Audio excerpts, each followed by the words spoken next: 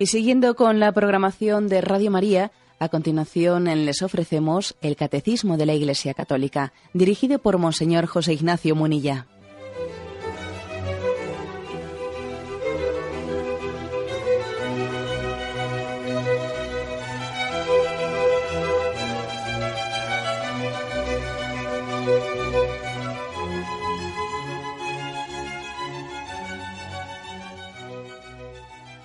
Un cordial saludo a todos los oyentes de Radio María. Un día más, con la gracia del Señor, proseguimos el comentario del Catecismo de nuestra Madre, la Iglesia.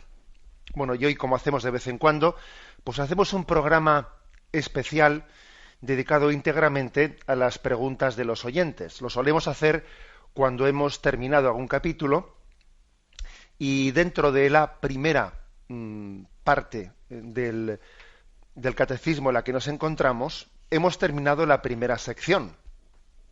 La primera parte es la profesión de fe. Bueno, pues la primera sección tenía como título Creo, creemos. Y dentro de esa primera sección, la verdad es que es un pequeño lío, porque son parte, sección y capítulos. Bueno, pues la primera sección, el primer capítulo, tenía como título El hombre es capaz de Dios. El segundo, Dios al encuentro del hombre. El tercero, que estoy pasando las páginas según lo voy encontrando.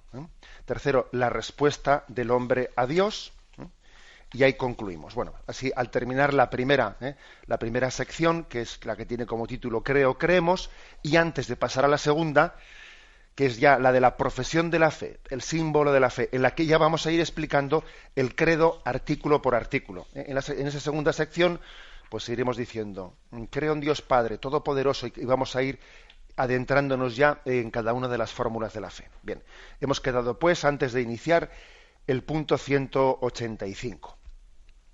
Y combinamos en este programa del Catecismo de la Iglesia Católica, tenemos la costumbre de combinar las explicaciones con vuestras preguntas. Preguntas que a veces, bueno, es el ideal, ¿no?, que estén referidas específicamente a lo que se ha expuesto. Pero también, pues, preguntas que aunque no se hayan expuesto en ese mismo programa, estén relacionadas con otras cuestiones de fe, etcétera.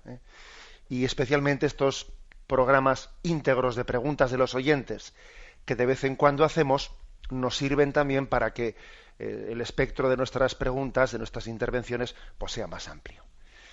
Bueno, pues sin más vamos a poner un momento de música, y quienes deseen llamar para formular sus preguntas, como siempre pueden llamar al teléfono, ese teléfono que ya no lo sabemos de memoria, 917 107 700. 917 107 700.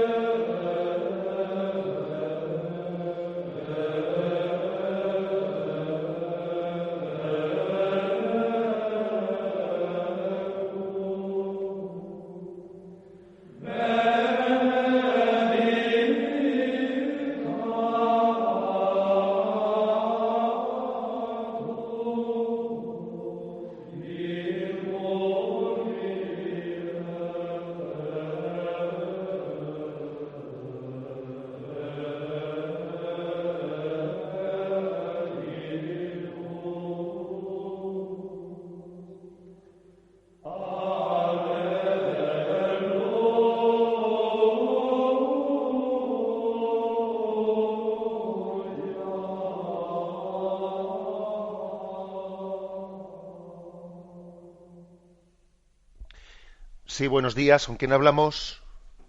Mi nombre es Sacramento. Adelante, Sacramento, escuchamos. Quería preguntarle, me llama siempre la atención cuando el sacerdote lee el Evangelio, la parábola del rico Epulón. Uh-huh. Y me llama la atención cuando está en el infierno, que mira y ve a Abraham y le dice que por favor que llame y avise que no caigan en ese antro sus hermanos. Uh-huh. Entonces a mí me llama la atención porque si el infierno es un sitio donde reina el egoísmo, ¿por qué dice eso? Uh-huh. Él, ¿por qué se acuerda y no quiere, que le daría igual? Ya. Pues mire usted, su pregunta es interesante, porque también su pregunta nos sirve un poco para hablar de lo que es un poco un género literario. Obviamente, esa parábola del pobre Lázaro, el rico Epulón no viene estrictamente en el Evangelio que el rico se llamase Epulón, pero la tradición pues así le ha designado, el pobre Lázaro y el rico Epulón. Bueno, es una parábola que utiliza pues imágenes, ¿no? Pues primero pide una gota de agua que le refresque, también es una imagen.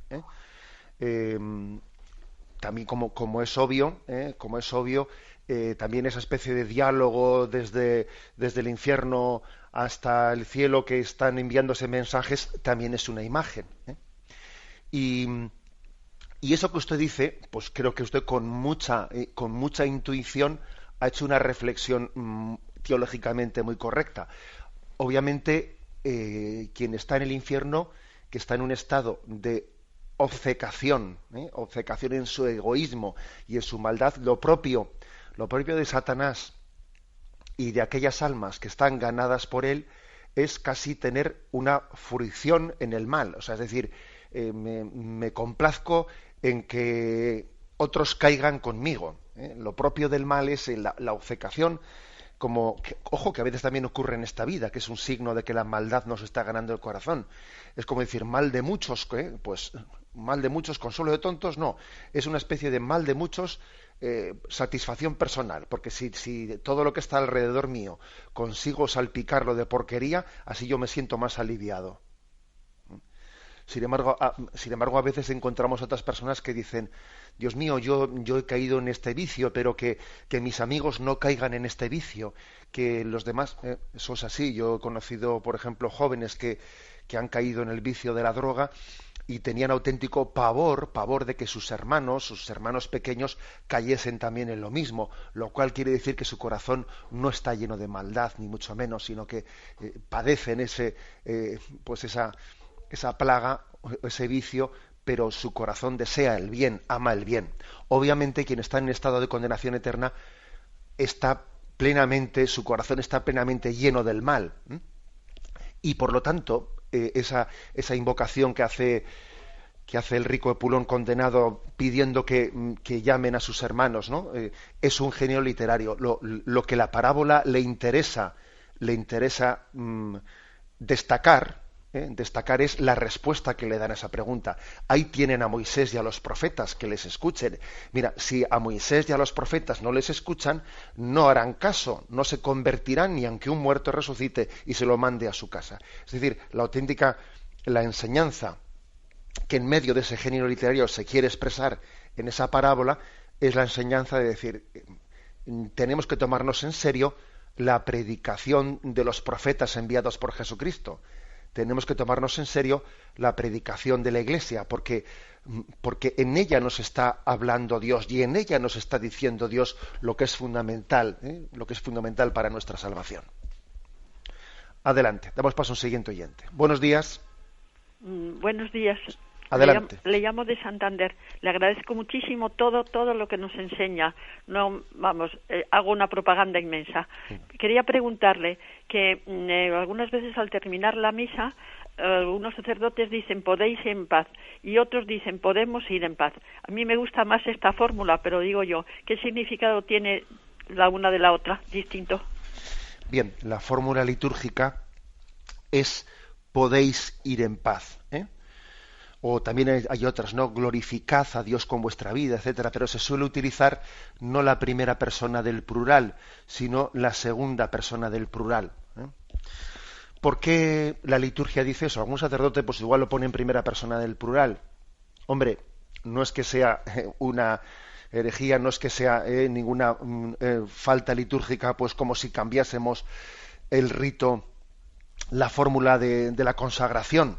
Obviamente no tiene ese grado de gravedad, ¿no? Pero es verdad que no es así como la Iglesia lo formula. La Iglesia lo formula en esta segunda persona del plural. Vosotros podéis ir en paz. Que obviamente no quiere decir yo no puedo ir en paz. No quiere decir eso. Pero es que en la liturgia el sacerdote que preside no como un representante de la comunidad, sino preside como un representante de Cristo cabeza. Por eso fijaros que hay momentos en los que el ritual dice: orad, hermanos, para que este sacrificio mío y vuestro, ¿por qué no dice para que este sacrificio nuestro? Y así se evita tener que decir mío y vuestro. No, pues dice este sacrificio mío y vuestro, porque el sacerdote que preside la celebración litúrgica no es un representante de la comunidad. Si fuese así, al estilo como las muchas comunidades protestantes entienden el servicio del pastor, que además es un servicio temporal, durante estos años tú vas a ser el representante de la comunidad, pasado ese tiempo vas a ser tú. Entonces lógicamente diría podemos ir en paz, o para que este sacrificio nuestro, pero es que representa a Cristo cabeza el que preside, y es Cristo quien nos habla. Por tanto dice, para que este sacrificio mío y vuestro, y por tanto dice, podéis ir en paz. Por tanto, fijaros que sí es un matiz mínimo, pero fijaros qué importancia tiene. Qué importancia tiene. Que nos demos cuenta de que el sacerdote que preside, en él vemos a Jesucristo, cabeza de la Iglesia. Que él se dirige a nosotros, él nos habla a nosotros. Ya no digamos nada cuando el sacerdote, en el momento de la consagración, dice: tomad y comed, vosotros, ¿no? Tomad y comed, porque este es mi cuerpo. Y está claro que no se refiere al cuerpo de José Ignacio o al cuerpo de Julián, se refiere al cuerpo de Cristo. O sea, está hablando en primera persona como si él fuese Jesucristo. ¿Qué tal es el sacerdocio de la Iglesia que nos hace presente el misterio de Cristo? Adelante, vamos a pasar a un siguiente oyente. Buenos días. Buenos días. Sí, buenos días, adelante. No, hombre, mire, quería preguntarle, porque hace tiempo ya dijo usted, o le oí, por lo menos le entendí eso, que, vamos a ver, en la oración, si el hombre no se sabe en presencia de Dios, que son palabras al viento, que no sirven para nada, y no me ha quedado muy claro a mí, eso no me ha quedado muy claro, ¿me lo podría explicar un poquito mejor si puede, por favor? Sí, gracias. De acuerdo. Vamos a ver. Hay una frase muy famosa de Fray Luis de León, del siglo de oro español, que dice él, ¿no? Así, con una frase que es tremenda, dice: y tú que no haces caso a tus propias palabras, que no atiendes tus propias palabras, ¿pretendes que Dios te escuche? Es una frase tremenda, Tú que dices palabras sin darte cuenta de lo que dices, ¿no? ¿Pretendes que Dios te escuche? Esa frase de Fray Luis de León, yo el día que la leí me sentí impactado, porque es una especie de reproche de nuestras oraciones, a veces rituales, a veces de formular de una manera vacía palabras sin estar en presencia de Dios. Es decir, la joya, el meollo, el fin de la oración es ponerse en presencia de Dios. Las palabras que pronunciamos, las oraciones de las que nos servimos, el Padre Nuestro, la Ave María, las que fueren, ¿no? Las oraciones de las que nos servimos son una ayuda para ponernos en presencia de Dios. Eso es lo principal. O sea, que no pensemos que lo principal de la oración es el formular las 10 Ave Marías, el formular los 5 Padres Nuestros, el formular... No, perdón. Esos 5 Padres Nuestros, las 10 Ave Marías, etcétera, tienen que ser una ayuda para ponerse en presencia de Dios. De manera que la oración vocal que hagamos rutinaria, pero que no nos llega a poner en presencia de Dios, en caer en cuenta de que Él nos ama, de que Él nos quiere, de que nos ve, que, bueno, pues son oraciones imperfectas. Ahora bien, ¿esto qué quiere decir? Pues es que yo rezo un rosario de una manera que se me va a la cabeza enseguida, y esto y lo otro. Entonces, bueno, voy a dejar de rezar el rosario, voy a dejar de hacer lo otro, porque esto no sirve para nada. No quiero decir yo eso. Sería una mala consecuencia. El asunto está en que no hagamos oración vocal, sino que vayamos sirviéndonos de ella para ponernos en presencia de Dios. La tentación podía ser: tu oración es imperfecta, deja de hacerla. Hombre, recuerdo que nuestro difunto padre solía decir que el rosario peor rezado era el que quedaba sin rezar. Bueno, pues yo creo que esa expresión tenía tela, ¿no?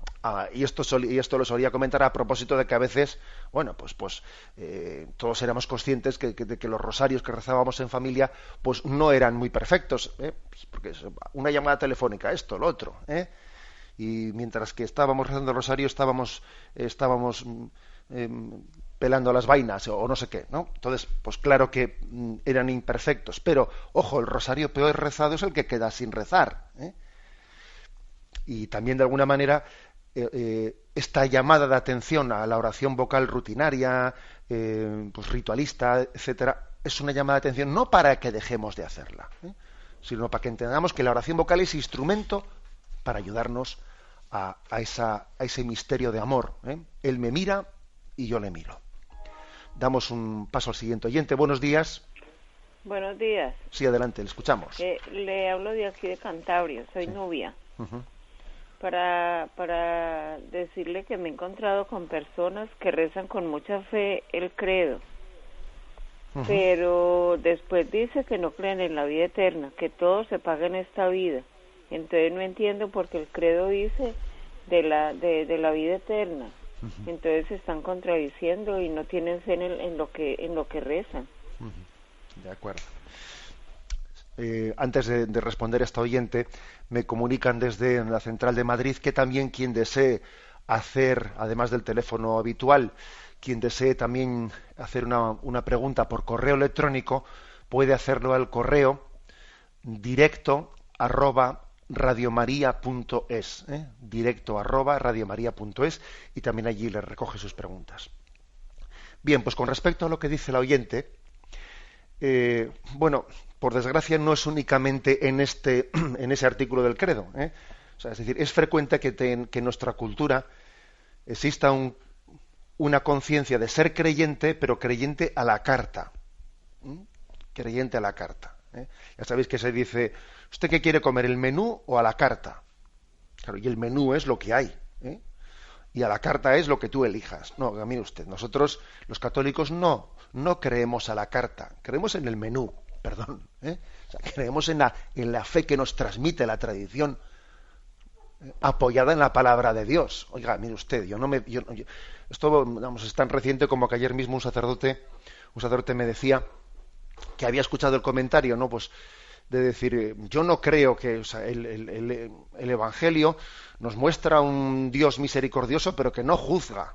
No juzga. Más ya dijo Jesucristo: no juzguéis y no seréis juzgados. Por eso Dios no nos juzgará a nosotros. Oiga, ¿usted dónde saca eso? Pero hombre, ¿cómo puede usted coger un texto en el que Jesús nos dijo a nosotros que no juzgásemos? Y todos los textos de la palabra de Dios son los que dice que Él vendrá como juez de vivos y muertos. Y el credo mismo que rezamos, ¿no? en el que profesamos que vendrá como juez de vivos y muertos. O sea, es decir, que es que tenemos una tendencia a seleccionar los artículos de fe para ver cuáles son políticamente correctos y cuáles son políticamente incorrectos. Entonces, como eso de que Dios nos juzga, eso es políticamente incorrecto porque hemos hecho una imagen de Dios al que todo le da igual, o sea, con una bondad que es una bondad en la que el mal y el bien es lo mismo, ¿no? O sea, oiga, el credo nos es transmitido. Con perdón de la expresión, nosotros comemos el menú, no comemos la carta. Bueno, adelante, vamos a pasar a un siguiente oyente. Buenos días. Buenos días, sí. Mire, soy de Tenerife, del nordeste de Tenerife. Me llamo Joaquina y quiero hacerle una pregunta sobre la conversión de una persona que había hecho de todo en la vida, de todo, durante 22 años, desde que tenía 20 años, estaba en un mundo oscuro, me refiero a cosas de droga, y hoy se arrodilla ante Jesucristo a comulgar y nos impresiona a todos, y eso lo estamos viviendo. Para mí es una conversión al estilo de San Pablo. Y la pregunta mía es, al oírlo usted todos estos días, de que el hombre no debe ser arrastrado por sus condicionamientos, pero que a veces se arrastra. En esta conversión, ¿quién ha actuado? ¿Jesús, Jesucristo o el hombre? Porque él no dio un paso para esta conversión. Esto vino del cielo. Estuvo internado varias semanas en un hospital, y esto vaya para muchas madres que están rezando noche y día por sus hijos, en la cual me incluyo. Es algo impresionante. Mi pregunta es, ¿quién ha actuado aquí? Si el hombre o Dios. Gracias, monseñor, y felicidades por el programa. Pues mire, ese caso que usted me cuenta me está recordando también en algunas visitas pastorales que hace el obispo, etcétera, también se encuentra a veces con alegrías como esas, ¿no? Y no hace mucho, pues en uno de los pueblos de la diócesis de San Sebastián, en el interior de Guipúzcoa, pues había también un caso de un joven similar, pues que había llevado una vida verdaderamente alejada, ¿no? Y que llegado un momento, pues en el contexto de la cárcel, que ojo, que la cárcel suele ser un lugar en el que el Señor toca muchos corazones para la conversión, y los hospitales, o sea, es curioso que necesitamos muchas veces tocar fondo, como el hijo pródigo de la parábola, ¿eh? Si no tocamos fondo, es curioso que nos quedamos ahí, nos quedamos sin llegar a abrirnos a la esperanza.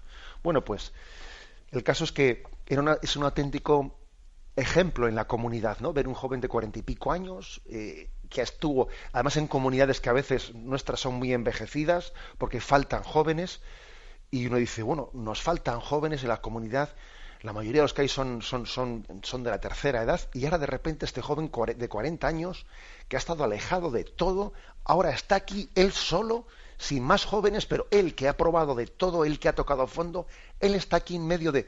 Impresionante, impresiona eso, y es, como usted bien ha dicho, pues una llamada de esperanza, ¿no? Para todas las Mónicas, para todas las madres que lloran por sus hijos, ¿no? Como Santa Mónica lloró por San Agustín, lloró por él. Claro, y usted pregunta, ¿y esto cómo ha sido? Mire usted, porque la oración es eficaz. La oración es eficaz. Nosotros la oración que elevamos a Dios no sabemos cómo ni dónde, pero va a ser eficaz. La oración que un alma contemplativa tiene, o sea, uno de los sacrificios más grandes que hace un alma contemplativa que entra en el monasterio es que no puede contabilizar el fruto de su entrega. No puede decir, mira, pues la oración de hoy ha servido para la oración de ayer, no. Pero tiene el acto de esperanza de que Dios mueve los corazones. Al mismo tiempo, lógicamente, también hay una colaboración de ese joven en esa cosa. O sea, él siente, el convertido siente que todo el mérito ha sido de Dios, ¿no? Y que él no ha hecho nada. Bien, pero Dios sabe que él ha querido solicitar también, ¿no? La apertura del corazón de esa persona, que casi no tiene ni conciencia de que haya colaborado, ¿no? Pero es cierto que también ha sido necesario, porque muchas veces el Señor llamó a ese corazón de ese joven y no le abrió. Y sin embargo, en este momento determinado, abrió las puertas a que Cristo entrase, ¿no? Y cambiase la vida. Pues es verdad, ¿no? Hay muchas historias de conversiones de las que no salen en los periódicos, pero que sin embargo son preciosas y gozosas, ¿no? Aquí en Radio María tenemos el privilegio de que nos lleguen ecos y noticias de estas historias de gracia. Damos paso a un siguiente oyente. Buenos días. Sí, hola, buenos días. Sí, adelante. Mire, le llamo desde Segovia y mi pregunta era sobre el rezo del rosario. Uh-huh. Bueno, pues a lo mejor por la falta de tiempo, por cantidad de circunstancias, ¿es igual rezarle haciendo las cosas como ha comentado usted antes? Uh-huh. ¿O es mejor rezarle de otra manera? Bueno, vamos a ver. Pues obviamente siempre es mejor, siempre sería mejor rezar el rosario incluso ante el Santísimo, ante la Iglesia, en el sagrario. Ese sería el ideal. Siempre la oración hecha en la presencia de Jesús sacramentado es más perfecta. La oración hecha pues también de una manera recogida, etcétera, pues puede ser mejor, ¿no? He puesto el caso del sagrario, que es obvio, y también puede ser el caso del que uno dentro de su hogar, dentro de su casa, pues busque un clima, su pequeña, para entendernos, su pequeña capillita, ¿no? Su pequeño lugar de recogimiento. Pero bueno, también a veces lo bueno es enemigo de lo mejor. Lo bueno puede ser enemigo de lo mejor y claro, y muchas veces rezamos el rosario conduciendo, según vamos en coche, ponemos la radio o no, o nos servimos de la radio o no, o lo rezamos en la cocina, según también hacemos una labor material, porque hay un tipo de labores, pues estamos desgranando los guisantes. Bueno, pues estamos desgranando los guisantes, como es una labor mecánica, se puede hacer a la vez otra cosa. Entonces, ¿es incorrecto rezar el rosario según se desgranan los guisantes? Pues no es incorrecto. ¿Sería mejor rezarlo delante del Santísimo? Pues sí, sería mejor, pero bueno, como digo, que a veces lo bueno es enemigo de lo mejor y uno tiene que ver también las circunstancias de su vida. Adelante, damos paso a un siguiente oyente. Buenos días. No, muy buenos días. Sí. Muchas gracias. Buenos días, monseñor. Adelante, le escuchamos. El asunto es el siguiente. Yo creo en lo del credo. Me parece que usted tiene la radio puesta, si puede... Sí, espere, lo voy a apagar. Espere un momentico. Dios mío, ¿cómo se apaga esto? Bueno, tampoco, bueno. El asunto es el siguiente. Que yo creo en... Bueno, es que antes, al primer oyente, usted habló algo sobre la condenación eterna, o oí mal. Sí, adelante, le escuchamos. No, pues entonces yo creo, basado en donde Jesucristo le dijo a su Padre, perdónalos porque no saben lo que hacen, existe la condenación eterna. De acuerdo. Bien, mire usted, Jesús oró, como usted bien dice, al Padre para que nadie se condene. Padre, te pido por todos los que me has encomendado, para que ninguno de ellos se pierda. O sea, también es una frase del Evangelio de San Juan. O sea, Jesús luchó para que todos, ¿no?, los que le fueron encomendados no se pierdan. Ahora, ¿por qué decimos que luchó y oró? Bueno, pues porque, claro, no era únicamente una decisión suya, de Jesús. Es decir, si el condenarse o no condenarse, el perderse o no perderse, fuese únicamente una decisión de Dios, pues entonces Dios es todopoderoso, no hace falta que luche, ¿entiende? Puede decir, que no se condene ninguno. Bueno, pues ya está. Pero claro, es que la condenación es un no querer salvarse por nuestra parte, es no querer acoger la salvación de Dios, rechazarla. Y Dios nos ha hecho libres. Y por lo tanto, fijaros bien, y lo que voy a decir, ya sé que suena fuerte, hasta puede parecer una blasfemia, ¿no? Pero obviamente está dicho con el sentido de afirmar lo que es cierto, ¿no? Es que si uno no quiere, no le puede salvar ni Dios. Ya sé que es fuerte la frase que he dicho, O sea, si uno se niega, si uno se cierra, no le puede salvar ni Dios. Y no es una blasfemia, sino lo que quiere decir es que, claro, Dios nos ha hecho libres y por lo tanto desde el momento que Dios nos ha hecho libres, Dios respeta nuestra libertad. O sea, Dios no puede hacernos libres y luego no respetar nuestra libertad, porque, oiga, eso son dos cosas contradictorias, ¿no? Por eso, al igual que existe ese texto que usted ha dicho, pues ese de decir, Padre, que no se pierda ninguno de los que me has concedido, Padre, perdónalos porque no saben lo que hacen. Luego también existen otros textos, ¿no? Otros textos en los que dice, muchos son los que entran por la puerta ancha que va a la perdición. O dice, vendrá el día del juicio final, pondrá a su derecha a las ovejas y a su izquierda a los condenados y les dirá, id al fuego eterno porque tuve hambre y no me disteis de comer, tuve sed y no me disteis de beber, y a los de su derecha les dirá, venid a mí, benditos de mi Padre, porque tuve hambre y me disteis de comer. Es decir, que el Evangelio hay que cogerlo en su integridad, ¿no? Como muchas veces decimos, ¿no? Y no de una manera, digamos, sectorial, ¿no? O seleccionando textos. Y todos ellos tenemos que interpretarlos, ¿no?, de una manera conjunta. El tema de la posibilidad de la condenación, de la perdición del hombre, es obvio que es una afirmación, pues bueno, pues es que está claramente afirmada en los evangelios. Ya sabemos que no es políticamente correcta, oiga, pero no podemos arrancar de los evangelios páginas, ¿no?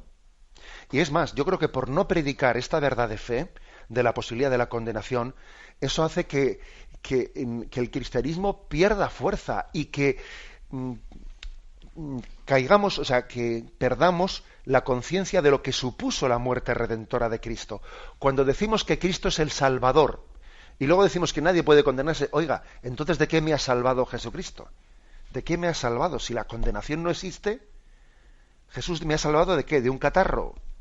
Perdón por la broma. No, Jesús me ha salvado de la muerte eterna.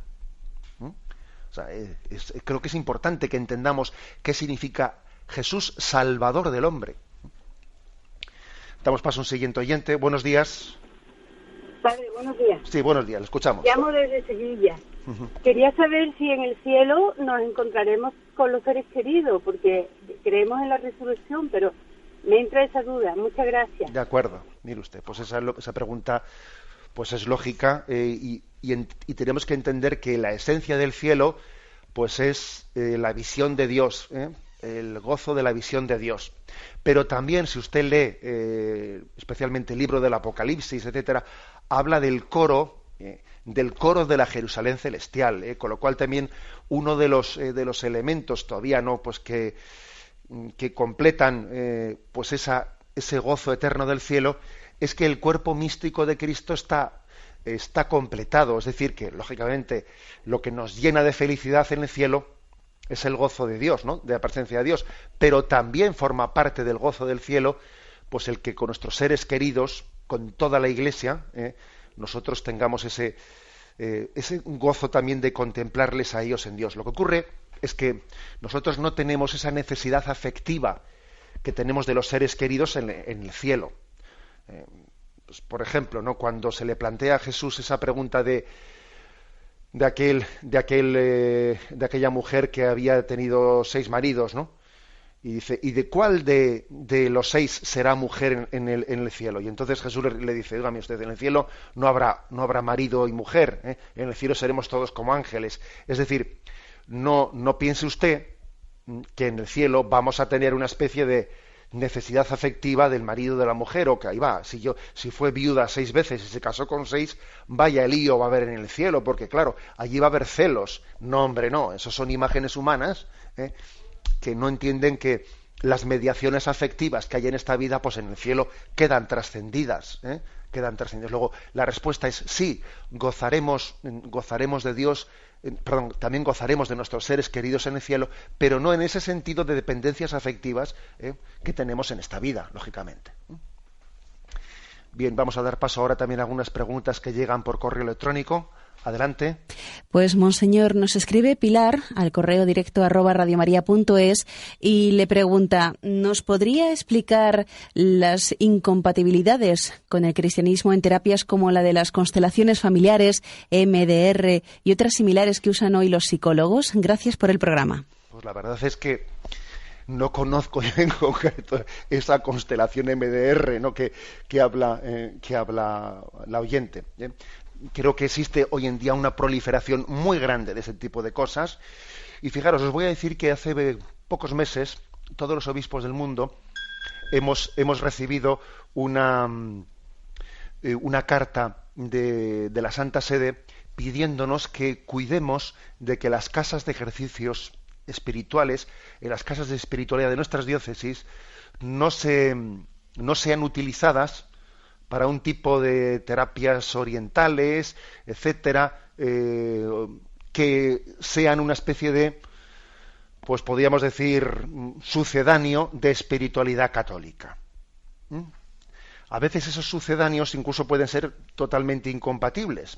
No conozco el caso concreto por lo que a veces pueden ser expresamente incompatibles, ¿no? Y además también, aunque no lo sean, oiga, pues es que yo no sé si una casa de espiritualidad es el lugar para hacer terapias de controles mentales y de esto y del otro. Oiga, es que no confundamos lo psicológico con lo sobrenatural. Lo sobrenatural es algo totalmente superior y distinto a lo psicológico. Entonces, las terapias psicológicas no tienen el seno de la Iglesia como su lugar propio. Y eso que es importante que exista una pues una interdisciplinariedad y una ayuda entre, pero al igual que no vamos, ¿no?, pues a hacer al despacho del psicólogo, pues a distribuir los sacramentos o a celebrar allí la Eucaristía en el despacho del psicólogo, pues en determinadas terapias psicológicas tampoco es el lugar en la Iglesia de... Y es que además en el fondo ocurre a veces que muchas veces ese tipo de mezcolanza de terapias psicológicas mezcladas con creencias, con supuestas concepciones orientalistas, dualistas, que si reencarnacionistas, en el fondo están siendo una pseudo religiosidad, y muchas veces incompatible con la revelación cristiana. Bien, creo que esa pregunta pues está ya respondida, aunque como digo no conozco en concreto el caso que se me dice. Monseñor, sí. Miguel nos pregunta, en la profesión de fe declaramos del Hijo que está engendrado, no creado. Aún así, este engendramiento tuvo lugar en un momento determinado. ¿Cómo podemos explicar un tiempo finito o determinado con la temporalidad de Dios? Vamos a ver. La palabra creado, lógicamente, tiene un inicio en el tiempo. Todo ser creado es un ser finito. Pero el Hijo de Dios, la segunda persona de la Santísima Trinidad, es engendrado. Entonces ha dicho ahí el oyente, bueno, pero si es engendrado también tuvo un comienzo. No. Hago yo la siguiente pregunta, ¿no? ¿Qué es antes? ¿El Padre o el Hijo? Seguro que algún oyente ha picado y ha dicho, hombre, antes es el Padre. No. El Padre y el Hijo son a la vez, porque el Padre no es Padre si no hay Hijo. O sea, el Padre es Padre desde el mismo momento en que el Hijo hay, si no, antes sería otra cosa, pero no sería Padre. Luego, como el Padre es eterno, el Hijo es eterno. El Padre engendra al Hijo desde toda la eternidad. Entonces, por eso se dice engendrado y no creado. El Padre eterno es Padre porque engendra eternamente al Hijo, ¿no? Entonces, bueno, pues esta distinción de la diferencia entre creado y engendrado es quizás lo que el oyente pues necesita un poco para aclarar esa duda. ¿Otra pregunta? Sí, nos escribe también Jesús al correo de directo@radiomaria.es y nos dice que en algunas conferencias en Radio María el padre Carreira explica que a quienes ya han muerto, como a Dios, no les afecta ni el espacio ni el tiempo y por tanto ya están en alma y cuerpo en el cielo o no. Pero para quienes estamos todavía en este mundo, todavía no se ha producido esa resurrección. ¿Puede aclararme esto un poco? Vale, vamos a ver. Quizás en lo que usted ha entendido del padre Carreira, yo creo que lo ha entendido bien, pero hay algo que me parece que se le ha podido colar. Vamos a ver. Es verdad que nuestros difuntos que ya partieron de esta vida a la vida eterna están fuera de la categoría de espacio y tiempo en la que nosotros vivimos. Eso está claro. Por eso nosotros podemos comunicarnos con ellos, pero en la oración, y no en la visión, y no, etcétera, etcétera. Bien, eso por una parte. Ahora, eso no quiere decir que ya su cuerpo esté resucitado, no. Nosotros creemos que hay un doble periodo en el más allá de la muerte. En el momento de la muerte hay una separación de cuerpo y alma, que se llama teológicamente la escatología intermedia. O sea, el alma pasa a la presencia de Dios en el cielo, infierno, purgatorio. Hombre, lógicamente en el infierno no está la presencia de Dios, ¿no? Pero el cuerpo está a la espera de la resurrección en la parusía final, tal como la palabra de Dios, la Escritura lo afirma.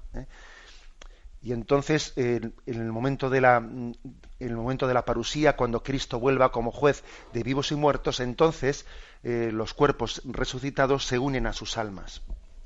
Bien, se unen a sus almas, bien sea en el cielo, en el gozo eterno de Dios, o bien sea en el infierno, en ese estado de condenación.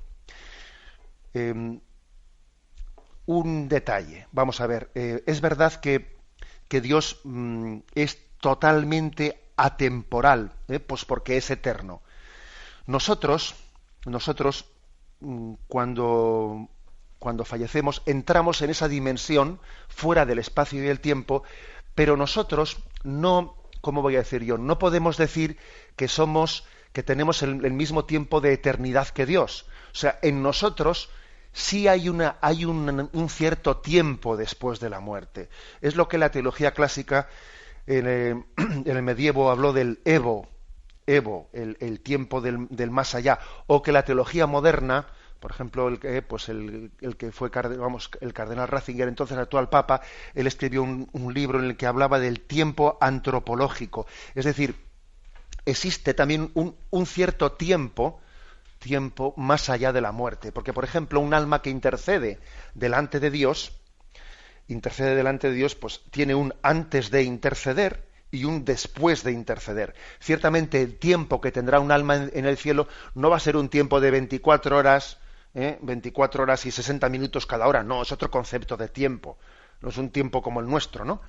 Pero tiene un cierto tiempo. Porque, por ejemplo, a veces se ha dicho, claro, pero si uno cuando muere ya está en la eternidad, pues entonces el día de su muerte es el día de la resurrección final, porque ya, claro, pues ya no hay tiempo. Luego, el mismo momento en que muere, resucita. No, mire usted, no nos equivoquemos, porque usted está aplicando el concepto de eternidad de Dios a los hombres, y no.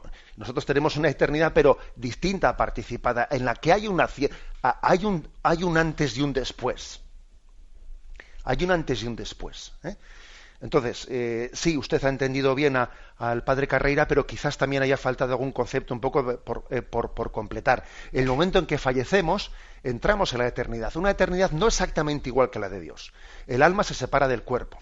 El alma entra a la presencia de Dios y es juzgada en el juicio particular. Y cuando Cristo vuelva como juez de vivos y muertos, entonces nuestros cuerpos resucitarán. Hasta entonces los que están en el cielo están solamente en el alma, a excepción de la Virgen María, que está en alma y en cuerpo, porque fue asunta a los cielos en cuerpo y alma. Bueno, damos paso a un siguiente oyente. Buenos días, padre. Sí, buenos días, le escuchamos. Mire, quería comentarle, que a mí me parece que es que hay muy poca predicación de los novísimos. Y a veces muy predicada de muchas maneras distintas, que a veces los fieles, me parece a mí que es que no es que se hagan su religión a la carta, sino que a veces se predica a la carta. Y le voy a comentar, el otro día, pues hablando con unas amigas, pues estas amigas pues van a oír predicaciones de sacerdotes y yo voy solo a mi parroquia, ¿me entiende? Sí. En fin, estas amigas pues me comentaban de que, hablando de estas cosas, de que Jesucristo no nos va a juzgar después de la muerte, que somos nosotros mismos los que nos juzgamos, o sea que nuestros hechos, Jesucristo no nos va a juzgar de nuestros hechos después de la muerte, sino que nuestros hechos somos nosotros mismos los que nos juzgamos y iremos a un sitio o iremos a otro porque nosotros queremos. Porque si nuestros hechos no son buenos, no vamos a querer ir con Jesucristo, ¿no? Perdone, y que incluso cuando el alma pues va a un sitio bueno, como que tiene que pasar por muchos estadios, como por poco a poco, como que va llegando al cielo poco a poco, después de pasar por muchos estadios. Y a mí eso me sonaba como si fuera la migración de las almas, como creencias que no son cristianas. No sé si estoy en lo cierto, padre, o no. De acuerdo. Bien. Bueno, yo creo que usted ha sido muy intuitiva cuando ha dicho eso de que a veces el problema no es que los fieles crean a la carta, sino que también los predicadores predican a la carta. Me parece que en eso que usted ha dicho tiene una gran razón, y lo corroboro yo. Me parece que tenemos un gran problema de que no predicamos del más allá. Mira, hemos pasado en esta ley del péndulo de que nuestras misiones populares, el tema del más allá fuese el tema casi, pues no voy a decir el tema estrella, pues a que no se hable de la cuestión y si se habla sea pues deformándola. Bien, pero igual con respecto a esas comunicaciones que si sus amigas habían escuchado en algunas predicaciones, yo igual haría haría una distinción entre las dos cosas. Vamos a ver. Con respecto a eso de que a esa especie de purificación poco a poco hasta llegar a Dios, si se entiende por eso el misterio del purgatorio, bien, estoy de acuerdo. Es decir, si se entiende por ello que el misterio de que tenemos que tener una purificación en la que poco a poco, en esa purificación, el hombre se va abriendo al amor de Dios de manera que se capacita para la visión beatífica, etcétera, entonces estoy de acuerdo. Ahora, si se entiende eso como pues una especie de teorías de migraciones de almas y cosas por estilo, pues, obviamente lo rechazamos. Entonces, bueno, había que ver qué se está... Yo creo que es importante que utilicemos nuestros lenguajes propios, porque es que, claro, a veces utilizamos unos lenguajes... ¿por qué no hablamos del purgatorio? Pues hablemos de él, que nos haremos menos líos, y así sabemos si estamos hablando de unos conceptos cristianos o estamos hablando de unos conceptos que son ajenos, ¿no? Ajenos a nosotros. Ahora, también dice el Evangelio al buen ladrón, hoy estarás conmigo en el paraíso. Es decir, también es posible la contemplación de Dios inmediata en el momento de la muerte sin la necesidad de estados intermedios de purificación. Eso es posible. O sea, por lo tanto, el que diga que en el momento de la muerte no puede el hombre contemplar directamente a Dios, sino que necesariamente tiene que pasar por estados intermedios, esa fe no es católica. La fe católica afirma que el alma que muera en gracia de Dios y perfectamente purificada de sus pecados, entrará inmediatamente a la contemplación de Dios. Con respecto a lo primero que sus amigas le manifestaron, ¿no?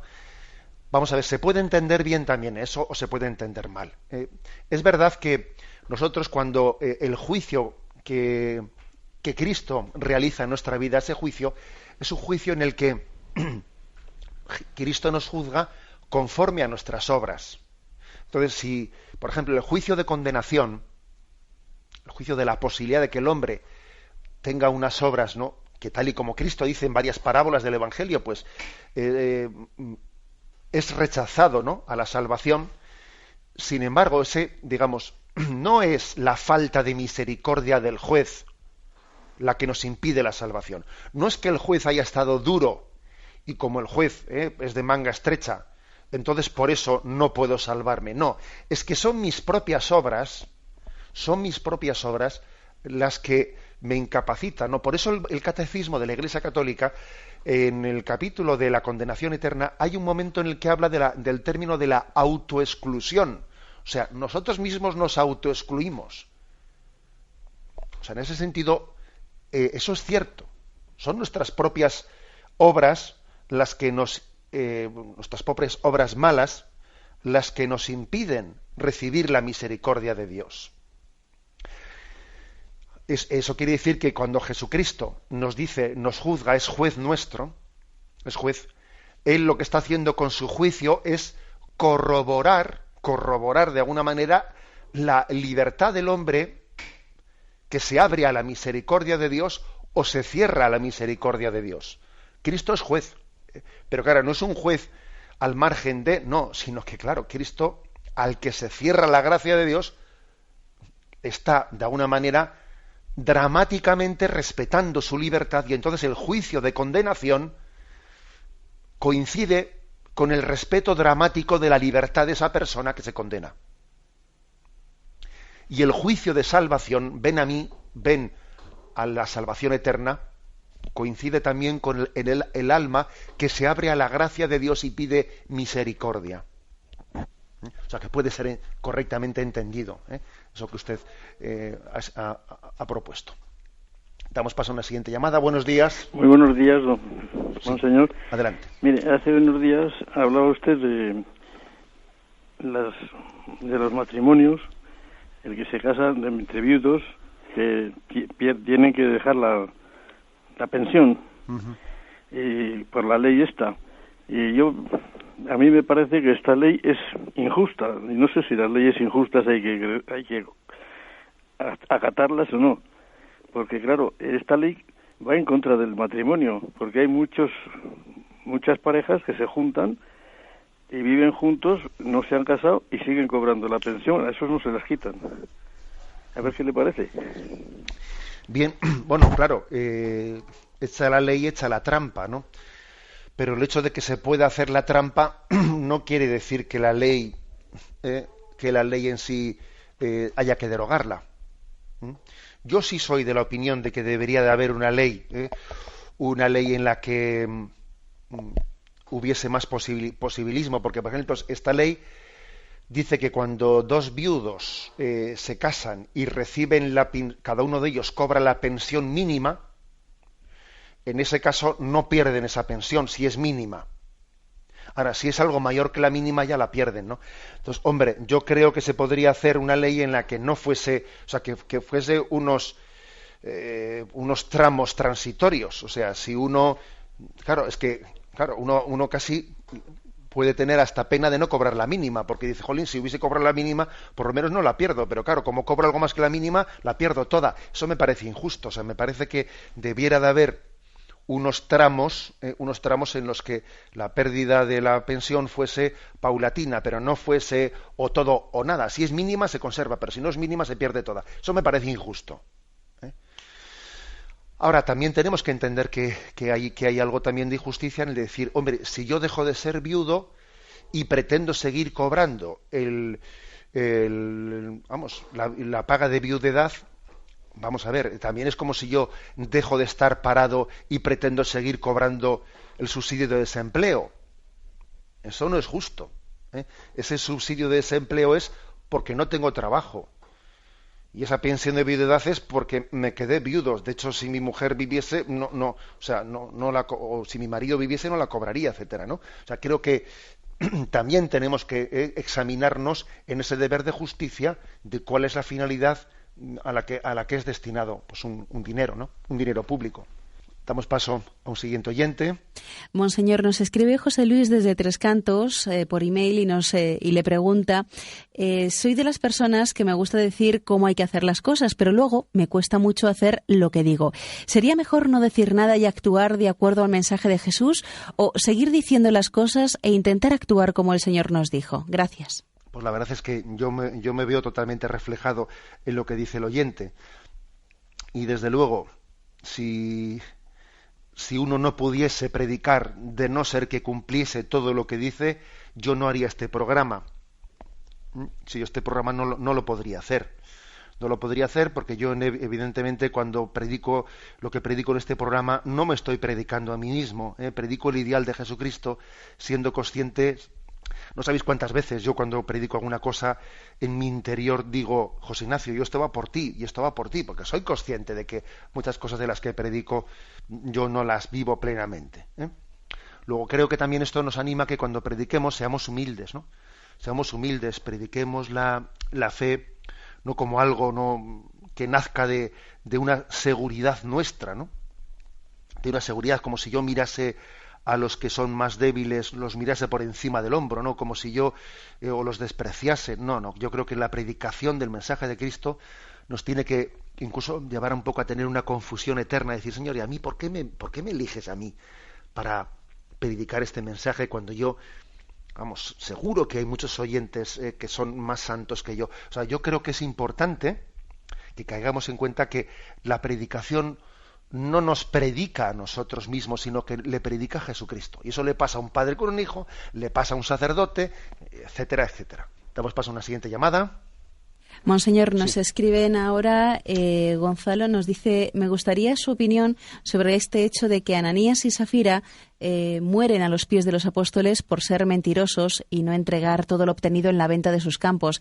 Este pasaje siempre me ha chocado, pues como usted sabe, en otros sitios del Evangelio es todo lo contrario. Los apóstoles piden al Señor que castigue y el Señor les dice, guarda tu espada, por ejemplo. Y por cierto, también nos podría decir algo sobre Basula Riden. Dos cosas distintas, a ver si me da tiempo para las dos. Con respecto al pasaje de Ananías y Safira, Ananías y Safira, que es un pasaje de Hechos de los Apóstoles, que algún oyente, a ver si me da tiempo a buscarlo según hablo, pero vamos a ver, el pasaje que está en el capítulo 5 de Hechos de los Apóstoles, el pasaje habla de que existía la costumbre de la primera comunidad cristiana vender los bienes vender los bienes y poner el dinero al servicio de la comunidad. Y ellos hicieron una trampa, la trampa de que vendieron, pero dijeron que les habían dado la mitad y la otra mitad la ocultaron ellos. Lo cierto es que reciben como un castigo de Dios en los que los dos mueren a los pies de los apóstoles, pero fijaros, no tanto por no haber puesto la integridad del dinero al servicio de la comunidad, sino por haber engañado diciendo que hemos puesto todo cuando hemos puesto la mitad. Es decir, es una especie de signo de Dios que Él hace de una forma muy contundente, en el que pide nuestra transparencia. El que engaña a la Iglesia, el que engaña a la comunidad cristiana, está queriendo engañar a Dios, y a Dios no le engaña a nadie. Yo bien aplicaría este texto a las parejas que se acercan a un tribunal eclesiástico y empiezan a presentar pruebas falsas para que se declare nulo su matrimonio. Más les vale no hacer tal cosa, porque pueden recibir, ¿no?, la repulsa de Dios. O sea, es decir, a este tipo de situaciones lo aplicaría.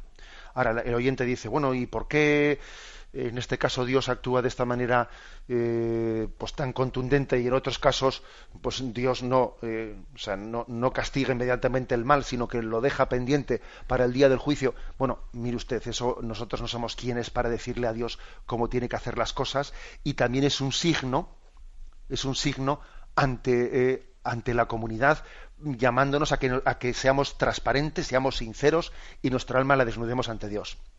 También luego ha preguntado, en una segunda pregunta, qué opino sobre Pásula Ridén, que es igual muchos oyentes no hayan oído hablar de este tipo de escritos de Pásula Ridén, que es una ortodoxa una señora que vive en Suiza y que tiene presuntos mensajes celestiales, fruto de meditaciones privadas que ella difunde en la Iglesia católica, aunque sea ortodoxa. Bueno, pues hay que decir que la Santa Sede, allá por el año 1995, publicó una notificación sobre estos escritos de esta mujer, pidiéndonos a los obispos que informásemos a los fieles y que diésemos nuestro juicio negativo con respecto a estas presuntas revelaciones de esta mujer. O sea, fue una notificación muy contundente de la Congregación para la Doctrina de la Fe. Concretamente estoy viendo que fue el 6 de octubre de 1995.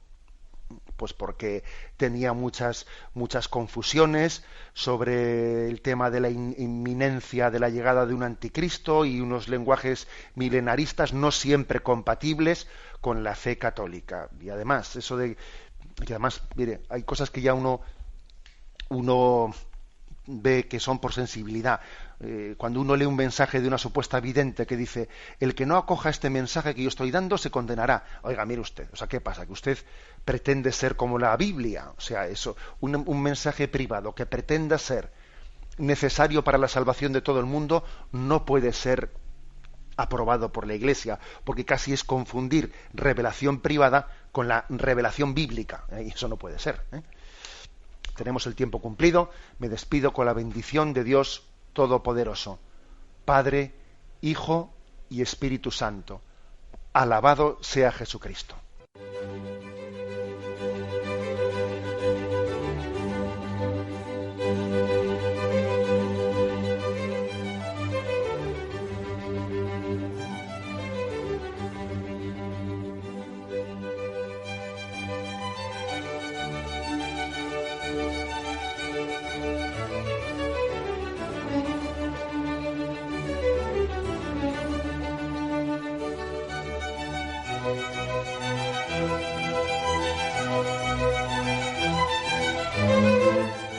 Han podido escuchar en Radio María el Catecismo de la Iglesia Católica, dirigido por Monseñor José Ignacio Munilla.